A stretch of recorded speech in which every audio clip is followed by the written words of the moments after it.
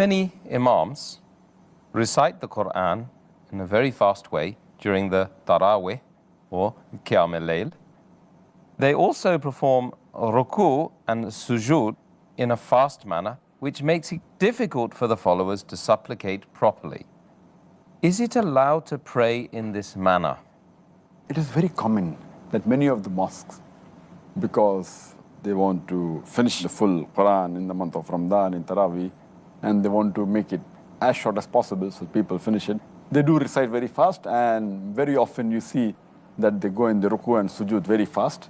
And many a time, once I was in one of the mosques, and when the imam went in the sujood, I went after him. He got up again, went again. I was yet in my full sujood and he was doing a second sujood. Allahu Akbar. So is it right or is it wrong? It's mentioned in Sahih Bukhari, in number 1, in the book of Salah, hadith number 757, that once the Prophet enters the mosque, and there is another man who follows him. He offers the Salah. And after offering Salah, that man, he wishes the Prophet, Assalamu alaikum. The Prophet greets back and says that, go back and pray because you have not prayed. The man goes back and he comes back to the Prophet. The Prophet says, go back and pray, you have not prayed. Again, the person goes for the third time. He prays and he comes back. The Prophet again says, go back and pray, for you have not prayed, for the third time. So the man says, I cannot pray better than this. Oh Prophet, please teach me how to pray. So then the Prophet says that after saying the takbir, you recite while standing in the qiyam as much of the Quran that you know by heart, whatever the Quran you know by heart you recite. Then you bow down, go in your ruku, until you're at ease. And then say, glory be to Allah, Subhanahu bin Nazim. Then stand up straight until you're at ease. Then go in sujood with calmness until you're at ease. And then say, Subhanahu bin Allah, glory be to Allah who is the Most High, thrice. Then get up again until you're at ease. And then continue your prayer like that. That means all, especially your ruku and your sujood. And when you get up from your ruku, and in between the sujood, you should be at ease. You can't go up and down fast. If you do that, it is as though your prayer has not been accepted, as though you have not prayed. So if you pray in this fast manner, Taraweeh, where ruku, sujood, and fast, it is as though you have not prayed. So it is best that you pray slowly, with calmness. And if you really feel that you can't offer 20, then offer 8 rakat, but with peace, with ease, and with calmness. The best is that with peace, ease, and calmness, and long.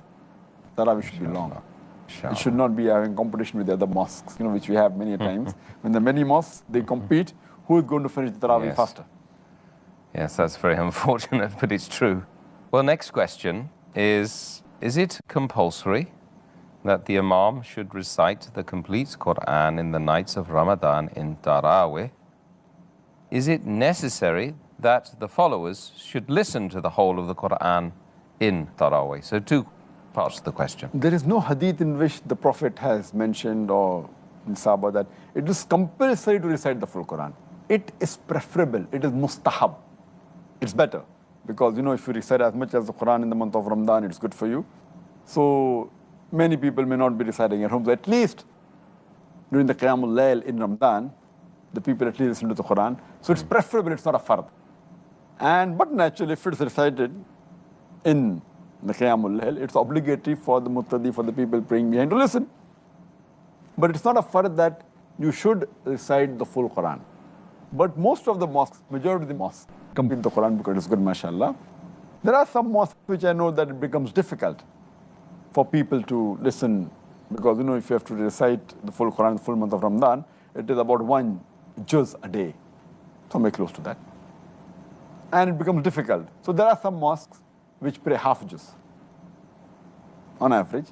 So they finish half the Quran in the full month of Ramadan. Next Ramadan, they finish the next half.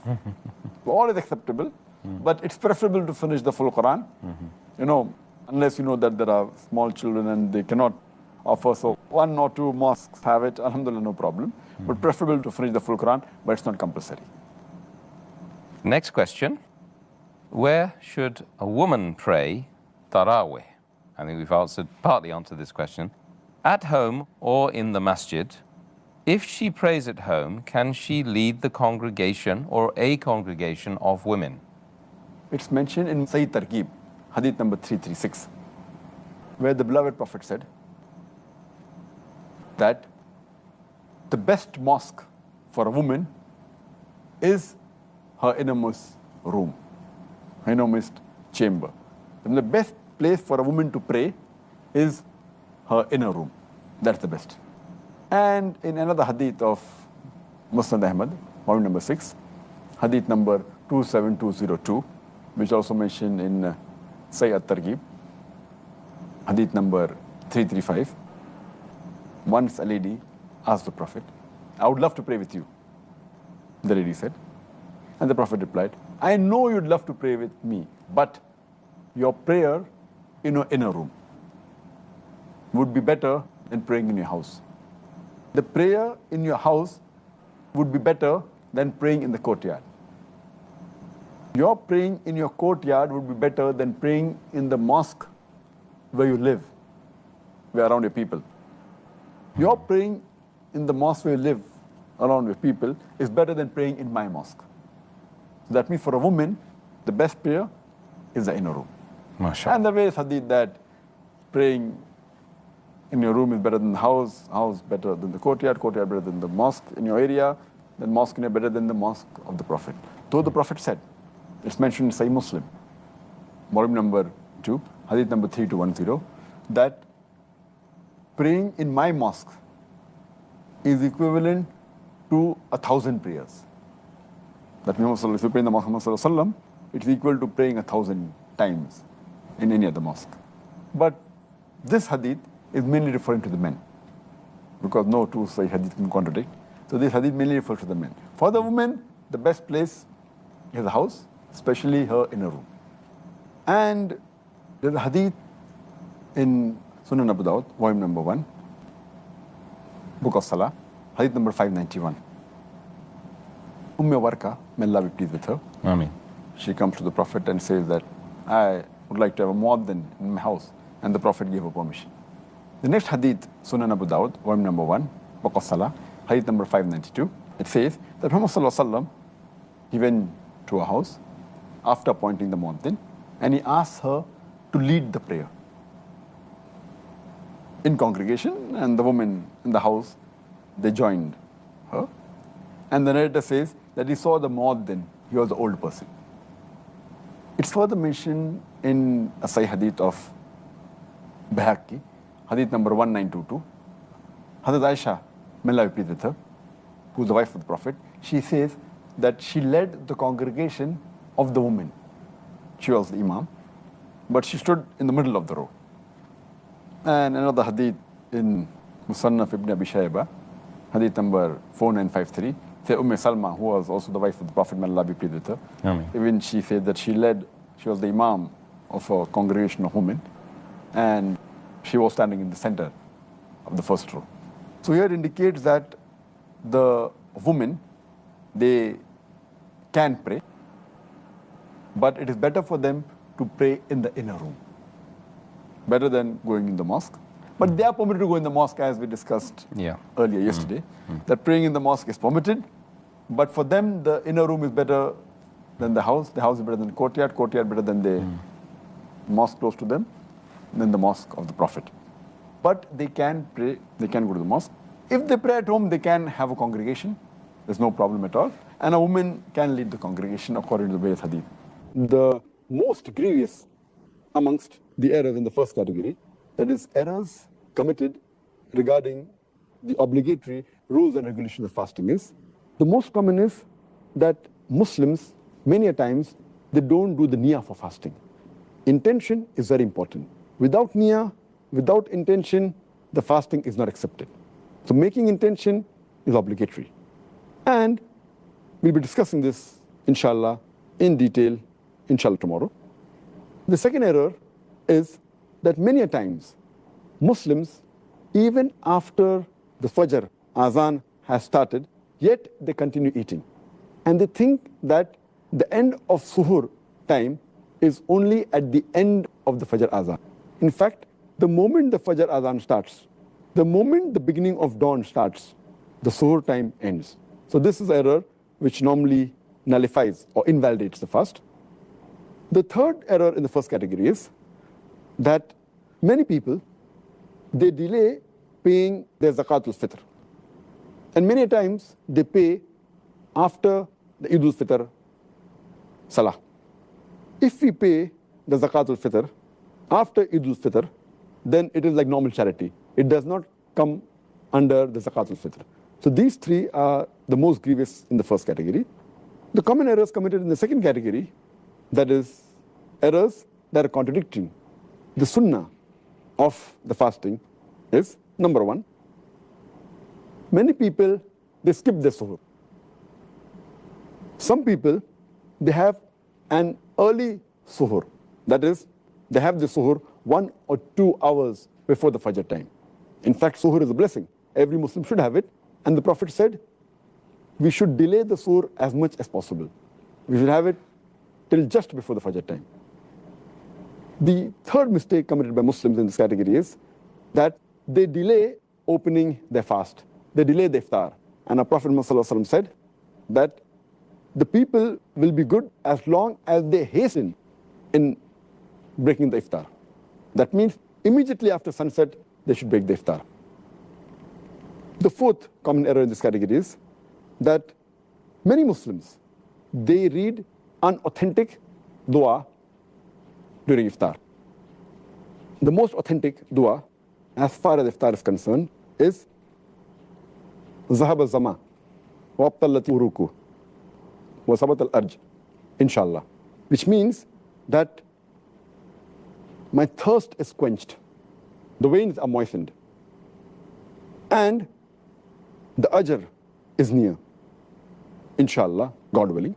The reward is near, God willing. And some people, when they read this dua for breaking the fast, they say it before breaking the fast. Before they put their date in the mouth, they say this, and it is contrary to the meaning. The meaning says that my thirst has been quenched. Zahaba zama, wabtallati uruku. My thirst has been quenched, and the veins have been moistened. Your thirst cannot be quenched before breaking the fast. So normally it should be said after you eat the khujur, after you have water and you're satisfied, maybe after some minutes, after you break the fast, then you can read this dua. Zahaba zama, wabtallati uruku, wa sabat al-ajr, inshallah. Which means, my thirst has been quenched. The veins have been moistened. The reward is near, inshallah, God willing. The sixth common error made by Muslims in this category is that many Muslims, they eat excessively during iftar. And many of them even eat throughout the night. The seventh common error is that many of them, they are negligent as far as Taraweeh is concerned. Because Taraweeh is not a fard, they think it is no problem if a Muslim misses Taraweeh. Though Taraweeh is not a fard, it's a very important sunnah. And a Muslim who misses Taraweeh is missing a great deal of reward. And many Muslims who perform Taraweeh, they read Taraweeh very fast, 10 miles per hour. They try and finish it in a short time, and they defeat the purpose. In fact, you should read with a moderate pace so that people understand and they grasp the message of Allah subhanahu wa ta'ala. The ninth common error is that those who go for itikaf in the mosque, many of them, they socialize during itikaf, as though it's a time to meet people and friends, which is totally contrary to the sunnah. The 10th common error is that many of the Muslims think that the Laylatul Qadr is on the 27th night of Ramadan. And they only worship Allah subhanahu wa ta'ala on this night. In fact, the beloved Prophet ﷺ said, search for the Laylatul Qadr in the odd nights of the last 10 days, the last Ashra, the 10 days. Therefore, Laylatul Qadr can fall either on the 21st night, or 23rd, or 25th, or 27th, or 29th. So this is one of the common errors made by Muslims. The 11th common error is that they spend their time during Ramadan in unproductive work, rather than spending in zikr and worshipping Allah subhanahu wa ta'ala. They should spend their time rather for offering, besides the compulsory salah, the nawafil, the voluntary salah, the sunnah salah. The 12th error made by the Muslims is that they should do dua. The 13th is they should ask for forgiveness. This is the month of forgiveness. 14th is they should read the Quran as much as possible to get the blessing of Allah subhanahu wa ta'ala. The 15th is that they fast and they keep themselves hungry, but basically they're not mentally prepared for that fast. And it is as though they're staying hungry. But the main purpose of fasting, to acquire taqwa, is not obtained. This was in brief regarding the second category. Can you mention briefly, again, categorize the common errors made in the third category? The common errors committed by Muslims in the third category, that is errors regarding negligence in performing the fara'id, the obligatory duties in Islam, is that Muslims, many of them, they stay awake the full night. They have an early suhr, and these people, they do not offer the Fajr Salah. Missing Fajr Salah is a sin. Many of them, because they stay awake the full night, they sleep the full day, and they even miss their Zuhr and the Asr Salah, which is a grave sin. You're trying to acquire blessings, and you are neglecting the obligatory duties, which is totally prohibited. Many of the Muslims, they do not give zakat. Those are supposed to give zakat. And zakat is one of the pillars of Islam in which every Muslim who has a saving of the nisab level, that is, those who have a saving of 85 grams of gold, they should give 2.5% of their savings every lunar year in charity. It's called as zakat. And the fourth error in the third category is that most of the Muslims give zakat, but they do not calculate the zakat properly. As far as common errors committed by Muslims in the month of Ramadan, that is indulging in prohibited acts, the most common is, though these acts are prohibited for a Muslim, irrespective whether it's a month of Ramadan or non-Ramadan, but specifically, we should be more careful. We should be careful trying to avoid these acts throughout our life. But in Ramadan, we should be more careful. And the most common, number one, where Muslims involve themselves is backbiting and slandering. Backbiting is a grave sin. And Allah says in the Quran, in Surah Hujurat, chapter 49, verse number 12, that those who backbite, they are people who eat the dead meat of their own brother. So backbiting and slandering is one of the gravest sins. The second common error in this category is Muslims, many of them, they use false speech. They tell lies during the month of Ramadan. The third is they use abusive language, which is contrary to the spirit of Islam and of Ramadan. The fourth is they use vulgar language. And the fifth is they involve themselves in gossiping. The sixth is some of them involve in false action. The seventh is many of the Muslims, to kill time, they listen to music and un-Islamic songs, which is totally prohibited in Islam. The eighth common error is many of the Muslims, to kill time, they watch un-Islamic television programs and un-Islamic movies. The ninth common error committed by Muslims is that many of the Muslims, they read un-Islamic magazines, un-Islamic books, un-Islamic pictures, which are all prohibited in Islam. The 10th common error done by Muslims in this month is many of them, they go to un-Islamic sites on the internet, which is again prohibited. The 11th common error is that they spend excessively and they commit extravagance. And the 12th is there is a lot of wastage of food. So this was in brief regarding the list of mistakes done by Muslims commonly in the third category. That is, indulging in acts which are prohibited and neglecting acts which are farz in Islam. So, Dr. Zakir, what are the other common errors committed by Muslims during the month of Ramadan? The other common errors committed by Muslims in the month of Ramadan, that is the fourth category, is number one is that many of the Muslims, they stay awake the full night and then they sleep in the day. And they do the normal activity at the night time and sleep in the daytime. They're converting day into night and night into day, and the whole purpose of fasting is defeated. The second error in this category is that many of the Muslims, they remain lazy and they're inactive during the daytime, which is contrary to the spirit of fasting. The third common error is that many of the Muslims, they try and kill their time during the day by playing, by amusement, by games, which defeats the purpose again. The fourth common error is Muslims, they give lavish iftar parties and they spend a lot of money mainly trying to show off.